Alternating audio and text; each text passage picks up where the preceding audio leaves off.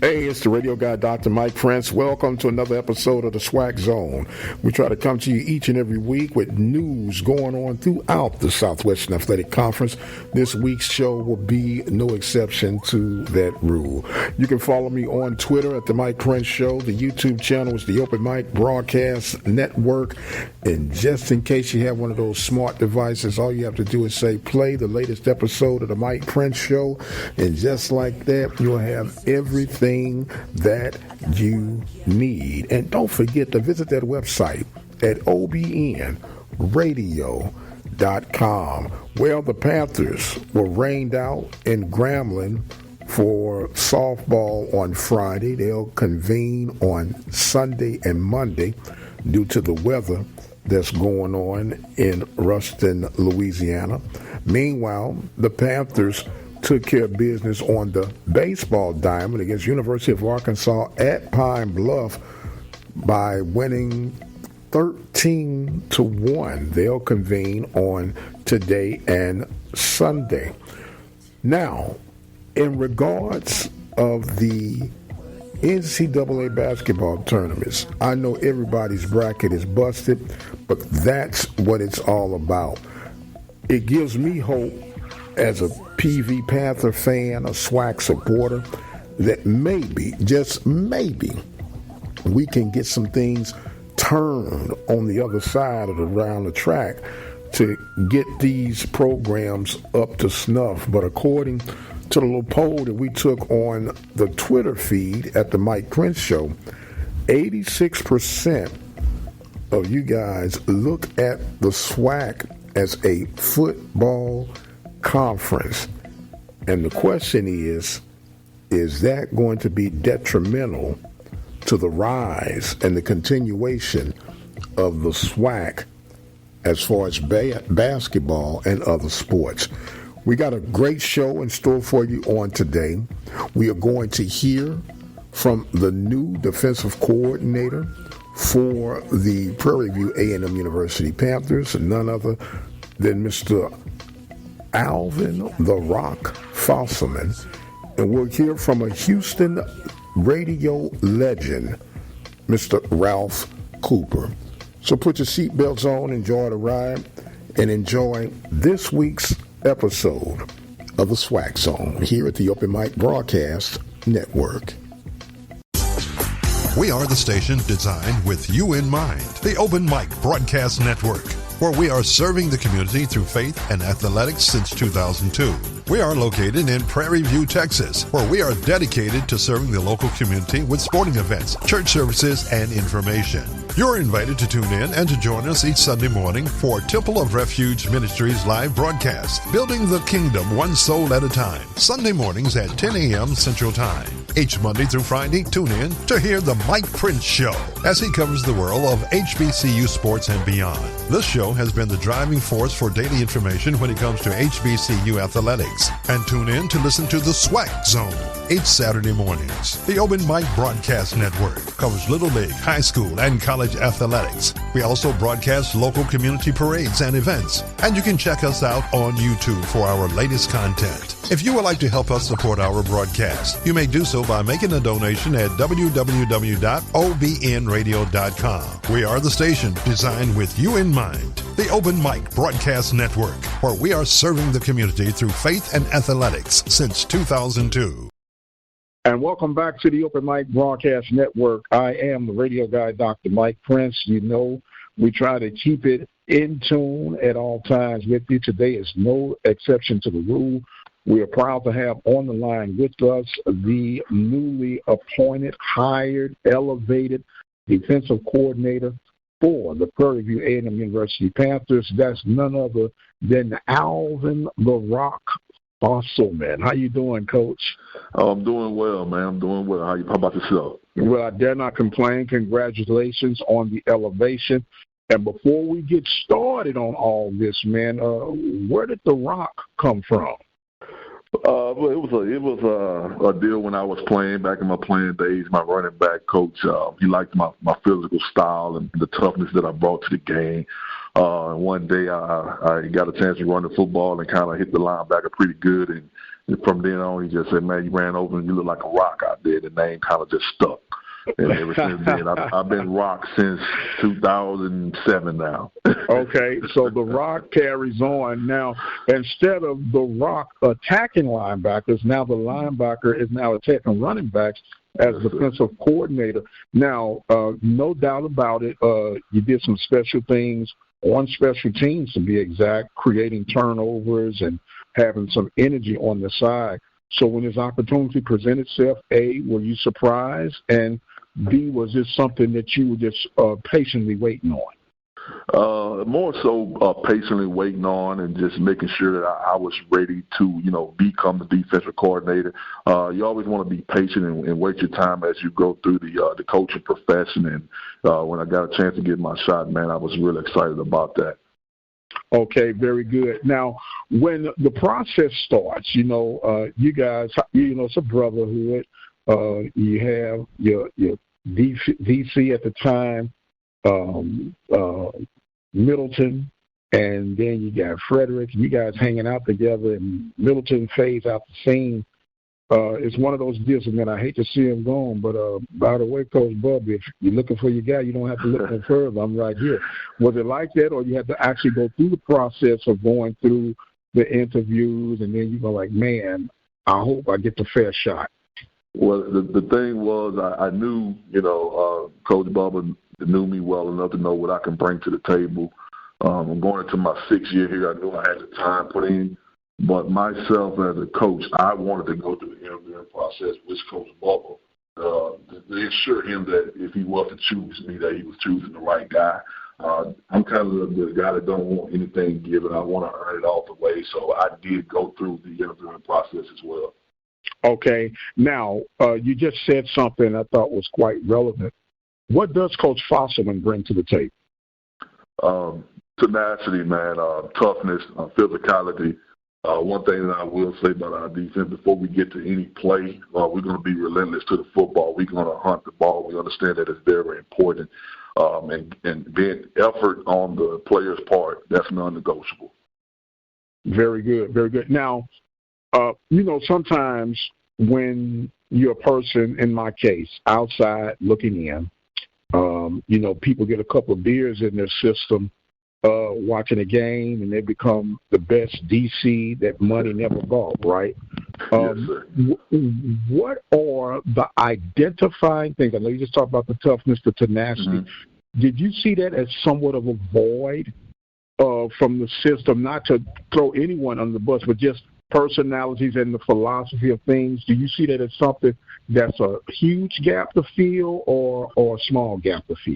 That's the thing about coaching. Everybody, have their own style. My energy is kind of infectious, man. It's kind of like, my thing is what I bring to the table. So just from day one, I think the kids are going to understand, Coach Fosselman, he wants to, effort. He wants that more so than anything else, because we know we could fix mistakes, all right, but effort is between the player and the player. And so it's kind of a deal where, each coach brings something a little different to the table. Okay. Now, with that being established, if my understanding, there's going to be a slight change going from a 3-front to a 4-man front. Is that true in that? Well, yes. Our base will be 4-2-5. Will be considered attacking defense. We will have the ability to, get into some 3-4 stuff or dime package type stuff in those type of situations. But we're getting real big up front right now, so I plan on using those big guys. So, yes, our base will be 4 down. Okay, in most cases for a 3-4 set or 3-down set, you have to have some pretty girthy guys and some strong guys. Are you going to that 4 base because of you have more access to guys of that normal range, even though a 290, 300-pound guy is not the norm from when I played? But you understand, is that kind of more or less why you're going to that 4-man front now? Yeah, I want to get my bigs on the field. First and foremost, we want to stop the run. Before we get into anything else, that's why we made it a emphasis to go out and just get some big guys that comes with some strength, that's able to withstand double teams, and enable our linebackers to run, because that's our veteran group on the football field right now, is our linebackers. Okay. Now, and also once again, from outside looking in.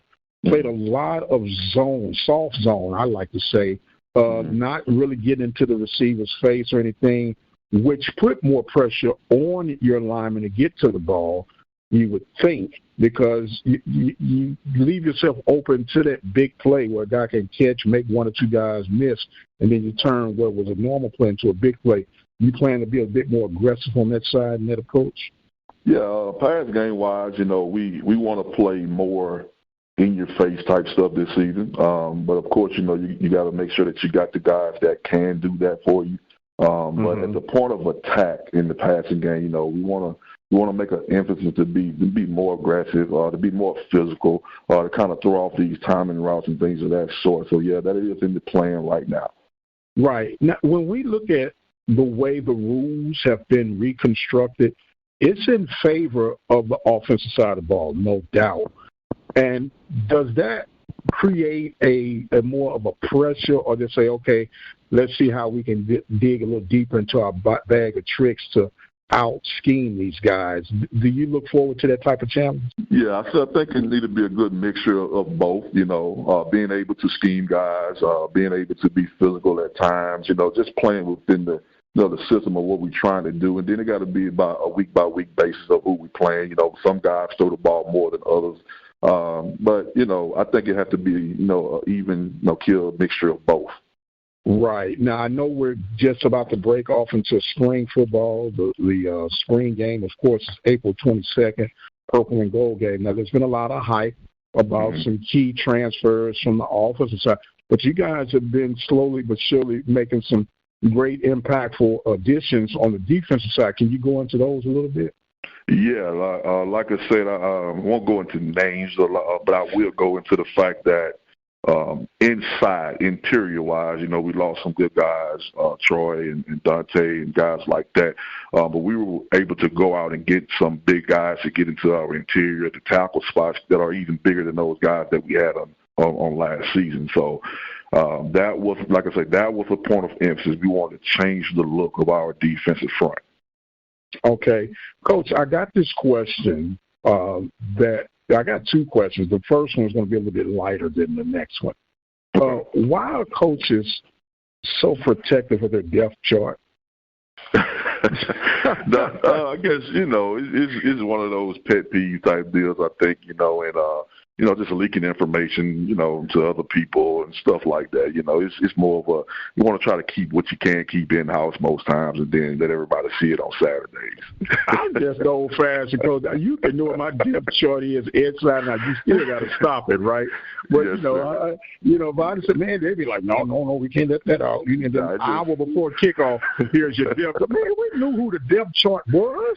What are you doing? Just one of those things, man. Just one of those things. Right, like I understand. Now, Coach, we know the realistic thing about college athletics, in particular football. 2% of these guys are going to play professional. And we're not just talking on FCS. We're talking about from Power 5 all the way down to NAIA. 2%. Those numbers get smaller and smaller. And I said all that to say this. When you're recruiting a guy, are you looking for a guy who's going to be a good college player or a guy who thinks he can go pro? We want to identify good football players first and foremost. But I will tell you this: when we get guys here into our program, we want to speak next level to our guys. We want to coach guys that want to go next level. So me personally, I'm big on development. So it may not be a guy that's ready for that right off, but I want to be the guy to develop him and help him get to that spot where he's able to go to the next level and play football. We want to speak that in our program. And I'm all for that. I agree with that wholeheartedly. But I'm talking about we get guys who are prima donnas that think that you should turn the world upside down just to get them to be a part of your program. I would rather go for that college dude who wants to take advantage of his football skill and hopefully his love for football to apply it in a classroom setting where he can impact the rest of his life. And I would rather build a program than to come with a hit or miss wonder that shows up every now and then on your radar. No doubt. We want guys that love football. So I agree with you there. Love the classroom, love to be a student. I think those guys will benefit into your programs, man, because they want to be here, they want to be around.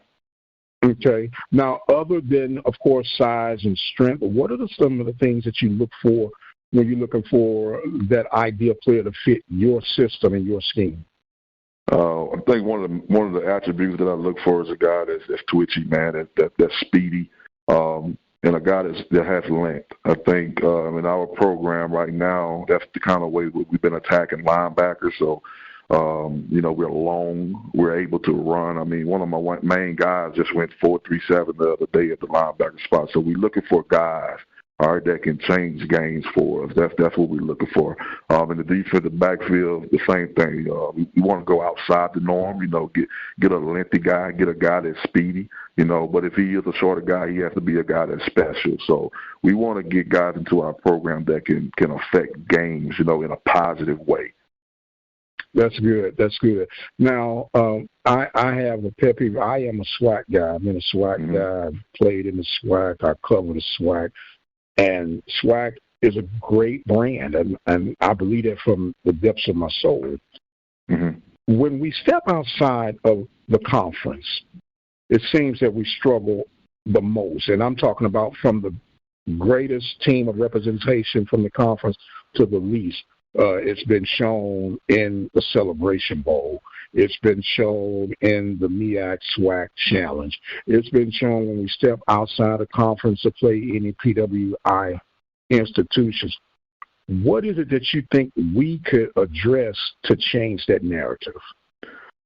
I think we just need to continue to build, and we just need to win games. I think if you're watching a lot of these games, we're in these games and able to win them. Sometimes maybe late in those games something happened where we'll slip up and lose them for the most part. But I think we are in games to win them. I just think at this point that all the talk is because we're dropping a few here, dropping a few there. We just need to win more of the games, which we are capable of doing.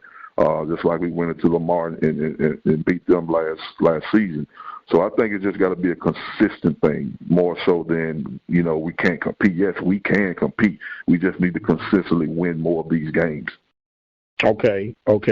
And as they say, winning changes everything, doesn't it, Coach? Yes, sir.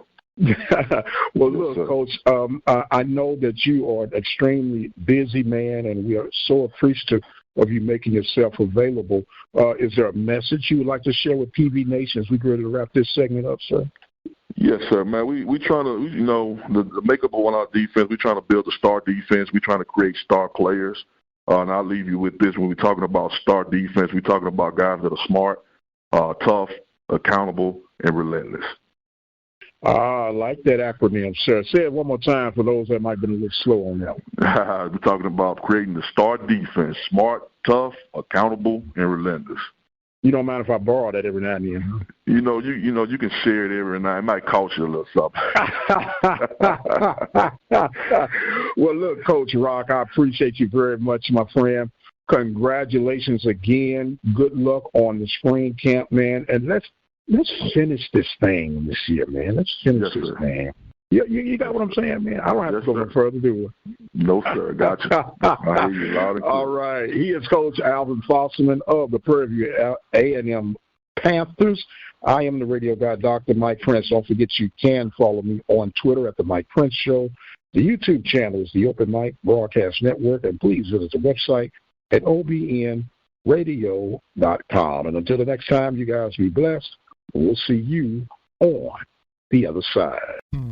Jarvis Christian University announces June, July early summer enrollment. Apply today and earn 12 credit hours. Also available, $500 off tuition. And for students who do not qualify for an academic scholarship may obtain a $4,000 scholarship by earning a 3.0 GPA. And all courses are transferable, and the course offers summer college preparedness. For more information, you may contact Dr. Yolanda Jones at 903-730-4890, extension 2215, or email essp@jarvis.edu. And you may visit their website at www.jarvis.edu. The Southwestern Athletic Conference, also known as the SWAC, has become one of the leading sports associations in the world of collegiate athletics today.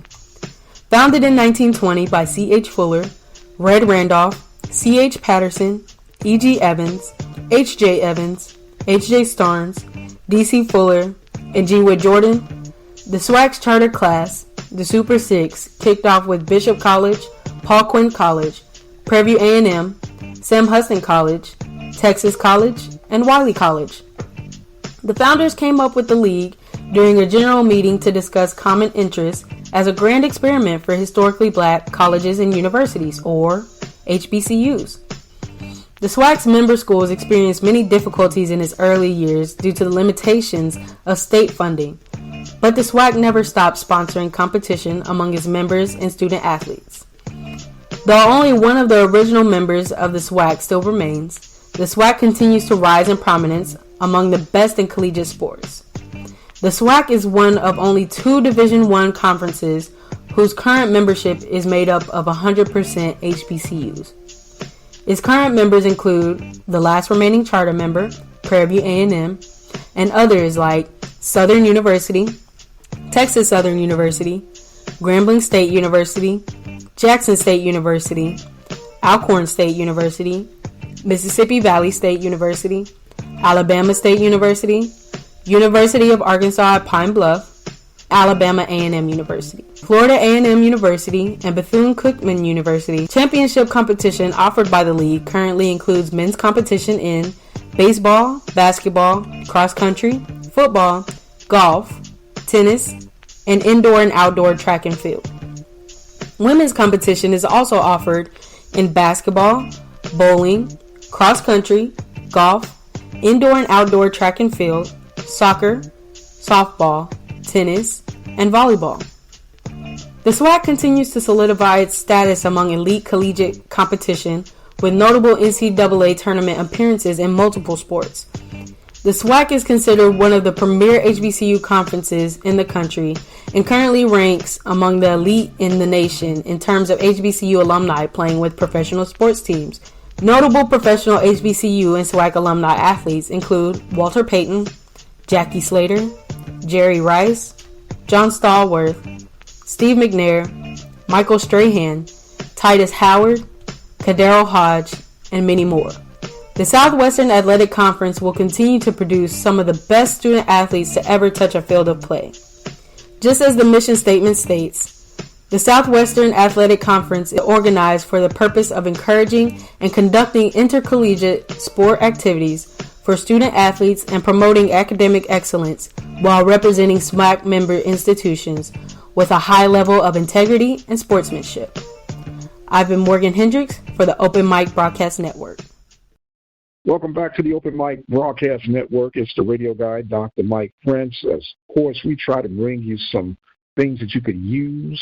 Today is no exception to the rule. We are fortunate to have back with us no stranger to this show, no stranger to the industry of radio in the Houston area in particular, and that is none other than the man himself, Mr. Ralph Cooper. How you doing today, sir?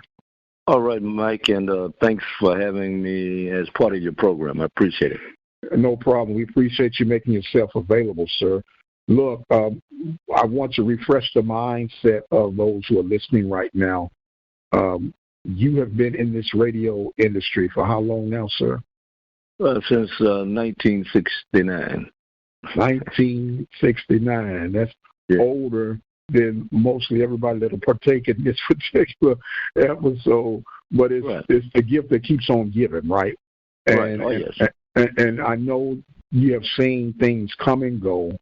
And in particular, what struck me to reach out to you is the state of radio as we know it now versus to what it once upon a time was. We know radio is over 100 years old, and everybody is in this video craze. Everybody is in a streaming craze right now, and they think that radio/audio, because I don't care how you call it, Brother Cooper, podcast ain't nothing but a delayed radio broadcast as far as I'm concerned. But radio is not dead, is it not, sir? No, I don't think it's dead. If you believe it's dead, look at the new vehicles when they come out. They've always got a radio in them now. They may have added some things. You can get more stations maybe than you've ever been able to get before through the Sirius radio type thing. But I don't think radio is dead at all. I see more of it, in fact, now. No doubt about it. We focus on this video craze, and it was $140 billion, billion with a B, spent in 2022 on sports broadcasting and video, television, / however you want to get, and $10 billion spent in radio. Now, when they look at those numbers, 140 compared to 10, that's no comparison. But that's still a lot of money, Brother Cooper, floating around out there for those in the radio industry. Right, it is, and you, like during the football season or even during the basketball season, you can turn, especially on a Saturday or a weekend, you find games all over the place. In regards to football, college football, professional football, they have the NFL has its own network. Some colleges or universities now have their own network. So again, I go back, as you stated, there's a lot of money out there, and the radio part of it is raking in their part of it also. Absolutely. Now, you've been in this thing since 1969, and you've seen the evolvement of radio as we know it today. What would you say have been some of the most challenging adjustments that you've had to make personally just to stay relevant in the radio business?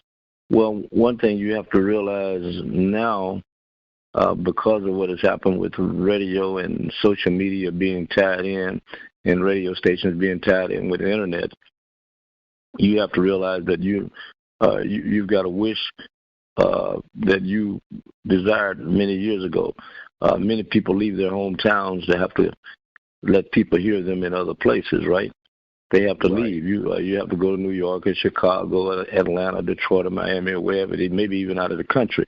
But now, via radio, with the hookup, with the internet, the social media, you can be seen or heard. Your radio program can be seen or heard anywhere. I've had people call in from Australia. I have regular callers from like Florida and California and New York and Detroit, and then you're still reaching the people right where you're located, right in your hometown, which you didn't want to leave.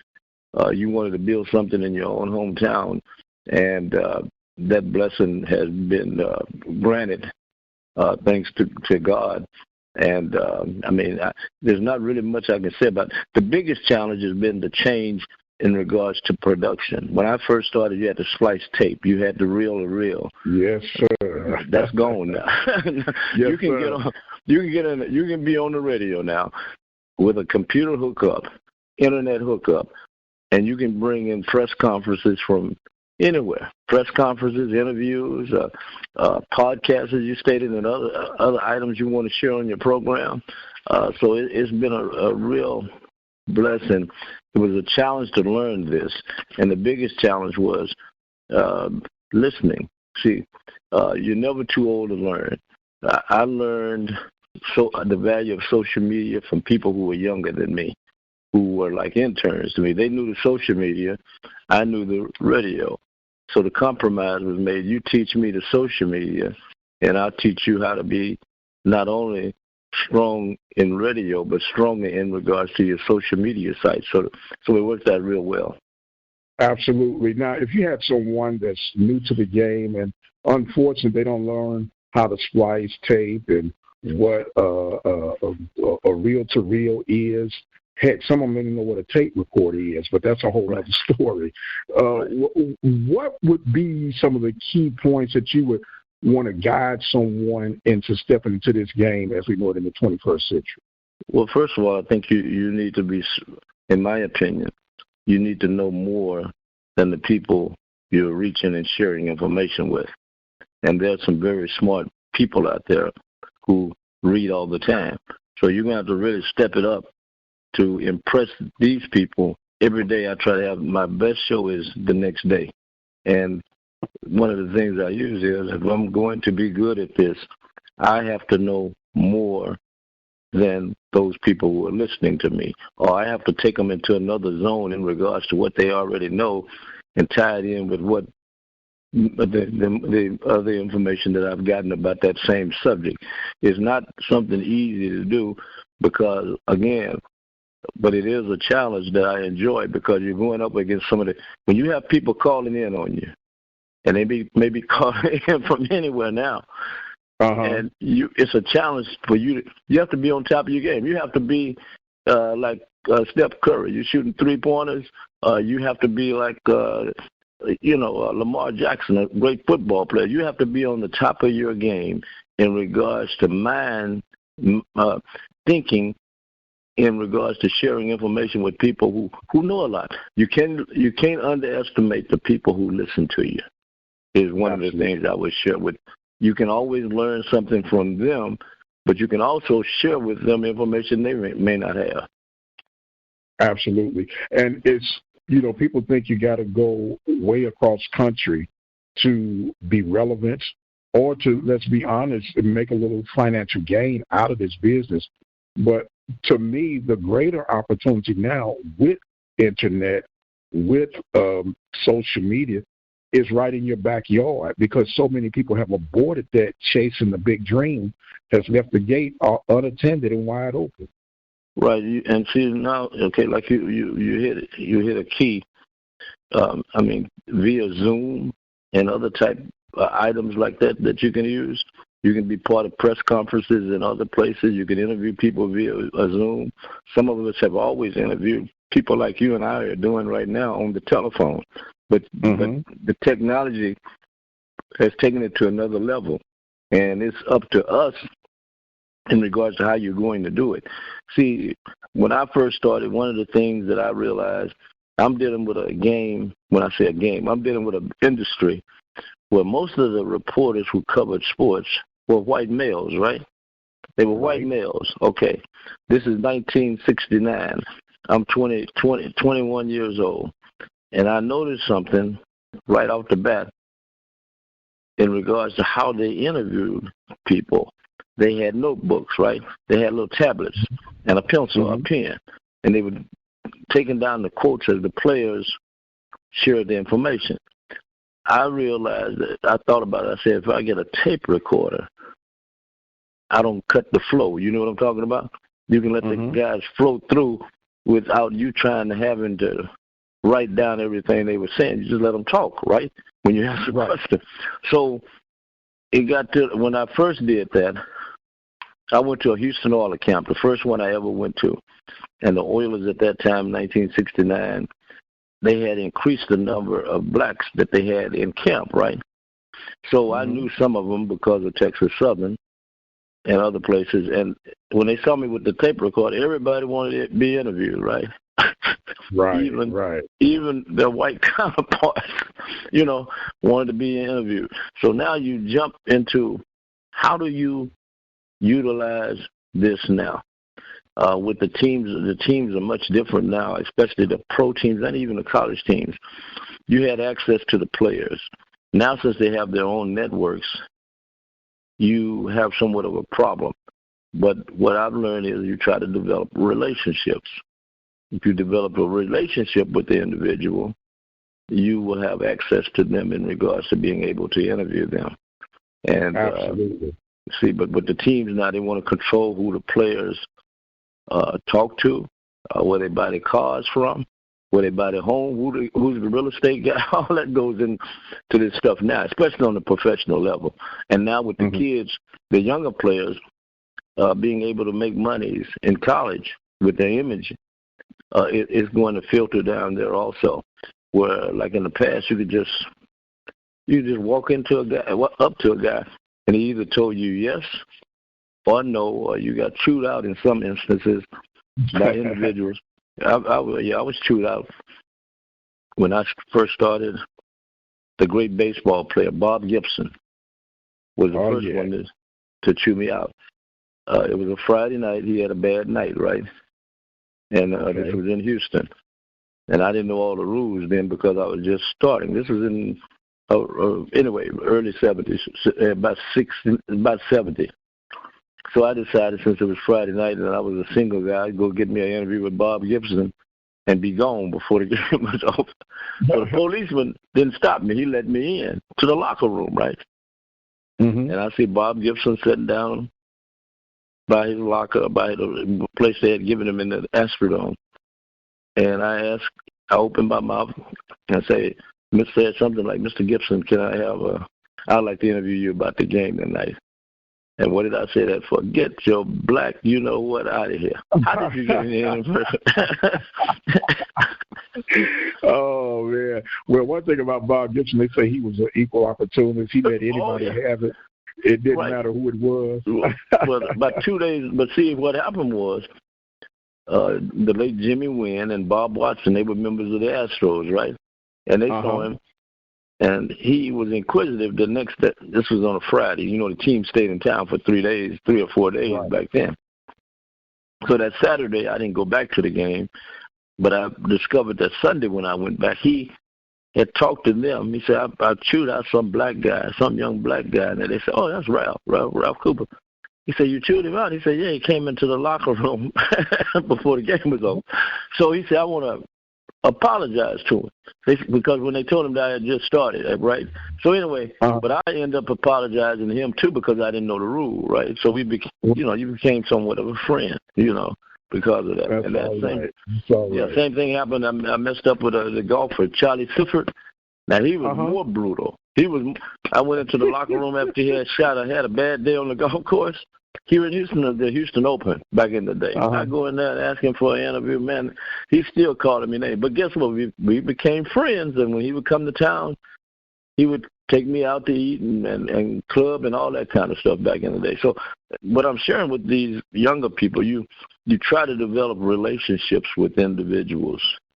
And you may be surprised. I never would have gone to Africa if I didn't know Muhammad Ali.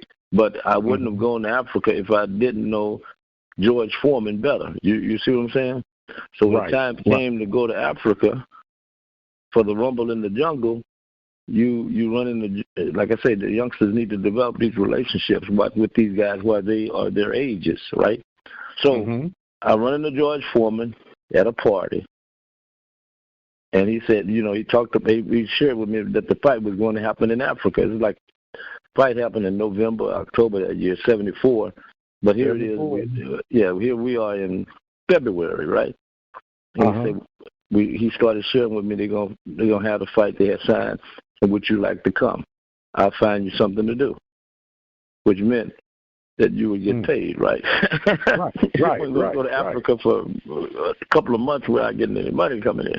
So sure enough, that's how that worked out. I mean, I would advise them to have friendships or try to get to know. If there's somebody you went to school with and they're playing professional football and you are now a reporter or basketball, they're playing whatever they're doing, you should be able to have some type of relationship with them.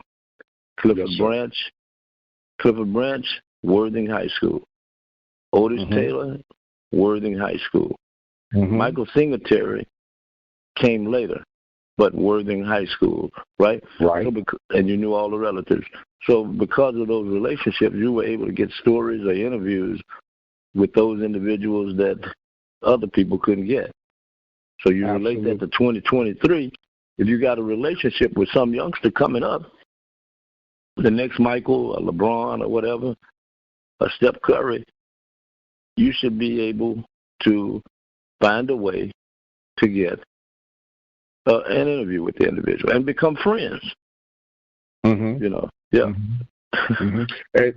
when it all boils down, and I've been trying to echo that same thing, regardless of how large your platform is, how small your platform, it won't move until you have the right relationships. You learn how to develop relationships. And it's not that you become a what they call a brown noser. We go, brown nose only goes so far, but you respect the person's space.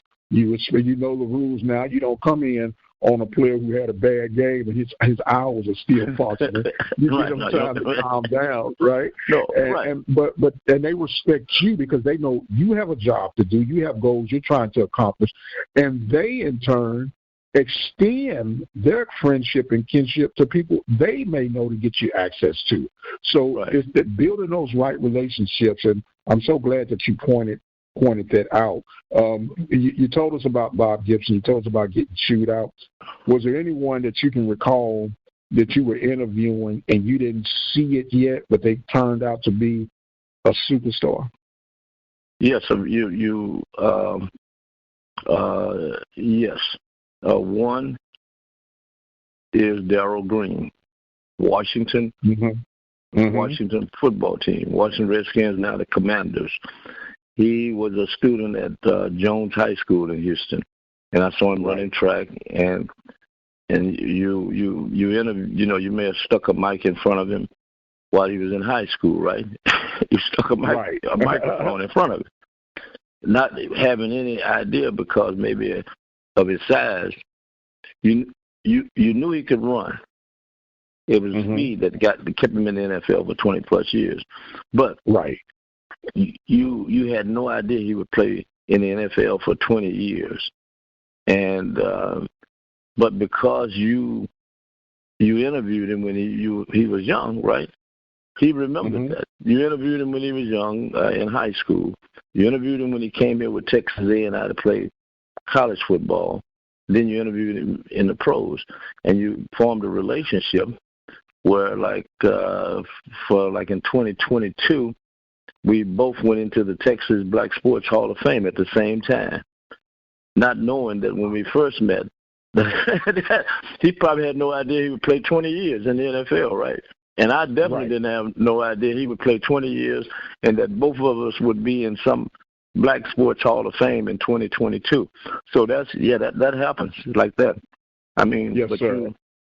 And you have to be, again, you have to take advantage of the opportunities that you get, and always remember to be professional because you never know who's watching. And see, I've been involved in 2 documentaries, both on boxing champions, George Foreman and Evander Holyfield, separate ventures, right? And I was asked to be the guy who did the interviewing and some of the talking, et cetera, right?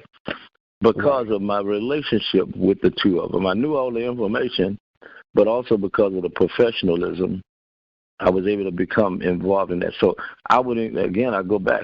You can never underestimate that person. You never know who that person is going to be. So the best thing to do is to have an open mind in regards to being fair when you interview the people. You treat unknown so-and-so, unknown Darryl Green, like you would a Jesse Owens. You see what I'm saying? Right. Wilma Rudolph. You treat them with the same amount of respect because you really don't know how it's going to end up. Absolutely. Yeah. And it's the gift that keeps on giving. And sometimes, now, do you still have some of these archives? Cool. I've got them somewhere. I got a box with a bunch of stuff in there I need to go through. Well, you need to get one of them youngsters, man, where they can turn those tapes into MP3s, man, and you can share some of that history. Right. You know, and that's part of the gift that keeps on giving. But it's always a blessing to be able to sit down and learn from a person such as yourself. And I know we're running out of time, but I just wanted to drop another name, man, who I hold you 2 guys in the same esteem. And he's no longer with us, but that's King Arthur. Right. What he did for the Black community, athletic-wise, through his newspaper, was beyond what people really comprehend, and especially now that he's no longer with us. And if I'm not mistaken, that paper is no longer in circulation, right?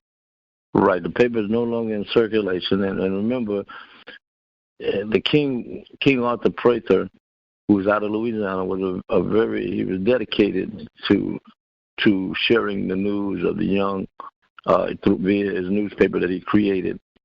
He was very dedicated at that. He took a lot of pride in it, and he started off at the Forward Times. He started off at the Forward Times, and he did some stuff with me on the radio.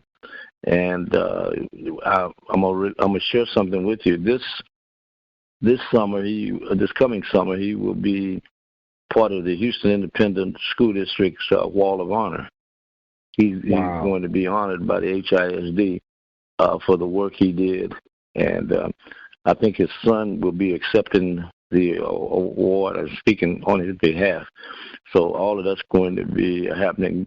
I just shared something with you. Maybe I shouldn't have been sharing, but I know it's going to happen. It's already been voted on, and I'm proud to be a part of that also. But he was a guy who worked hard. He, like I said earlier, but I didn't emphasize that enough. I mentioned the reading part and knowing the information, but the other thing is you have to outwork people.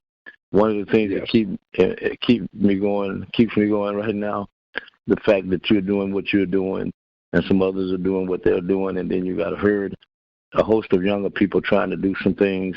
But again, I go back. You've got to have the knowledge. If you're not smarter, or if you get to the point where you are satisfied just being average, it'll work. But it will not work if you have the attitude that I'm going to be smarter than my listeners and have more information to share with them, and I'm going to have an open mind enough to learn something from them also that I may not know.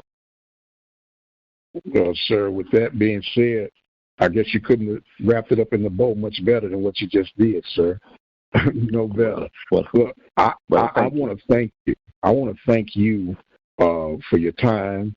Thank you for your light shining ever so bright in this industry, something that I personally don't take for granted, and I appreciate every opportunity that I get a chance to speak with you and grow the more from you as a man, as a broadcaster, as a personality in this community, man. And you can't say thank you enough for all you've contributed to this community and beyond. But again, I thank you for the interview, and more important than that, I thank you for the inspiration. Every day I look for something to be inspired by. So today, one of the things that inspired me was your call asking to talk to me. So thank you for the inspiration. All right. No problem at all, sir. He is Mr. Ralph Cooper. Thank you. Legendary voice of the Houston area. I'm the radio guy, Dr. Mike Prince. We want to thank you guys so much for joining in with us. Don't forget, visit our website at obnradio.com. And until the next time, you guys be blessed, and we'll see you on the other side.